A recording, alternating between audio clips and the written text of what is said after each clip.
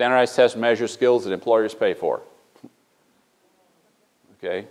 They measure skills employers pay for. They measure skills that enable families to take care of their kids. There's nothing about the current system that I want to defend today. What I do want to do is help to imagine the ideal system. Okay? And as I try to imagine the ideal system, testing is in there. Not necessarily the kind that we do now, but it's in there. We're measuring our output. I have a colleague who talks about you trying to lose weight, but you have no scale. Okay? You want to be able to step on the scale occasionally and see, how am I doing? I got interested in standardized test scores in 1989. I'm an economist by training. My motivation to be an economist was that I wanted to help make life better for the kinds of folks in the neighborhood where I grew up.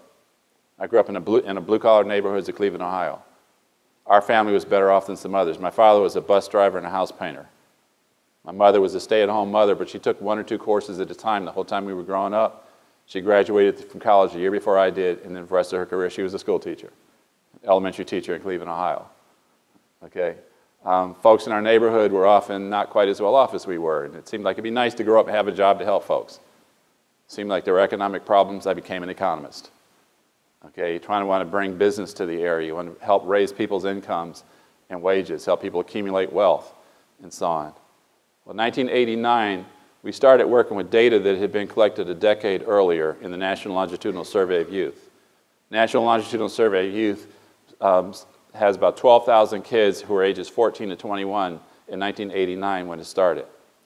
They tested all these kids with the Armed Forces Qualifications Test. So we had test scores from 1989 for 14 to 21-year-olds. Then a decade later, they were 24 to 31-year-olds. We could take those test scores to see how they predicted the earnings of these young adults. Dropped a test score and a wage equation, knocked out most of the black-white hourly earnings gap. The majority of the hourly earnings differences between blacks and whites could be predicted by test scores measured while they were teenagers. Okay. At which point I was thinking, we ought to stop fighting these tests and just prepare our kids to pass them. All right? These tests are measuring skills that employers pay for. And increasingly, during the 1990s, the decade after that, we started to do the research just showing why it mattered that kids had these skills. There had been actually increasing wage inequality between groups during the late 70s and through the 80s. Even at a period where the test score gap between blacks and whites had actually been narrowing during the 1990s. But the wage gap had been increasing. And what we figured out was that while the test score gap was narrowing, the value of the skills that that gap represented was rising even faster. Okay? So you could think of a test score gap of 10 points was worth $1 an hour maybe.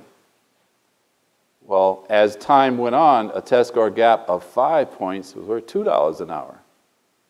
Right? So you're narrowing the gap, but you're not narrowing it fast enough to narrow the earnings gap. Was what was happening during the 80s. Kid is going to go look for a job. He knows he's got the skills. He's feeling pretty confident to step out. He's more likely to go. Kid is worried about, I probably don't have the skills. I'm never going to get the job. They're never going to hire me. It's hard to make yourself get up and go out there.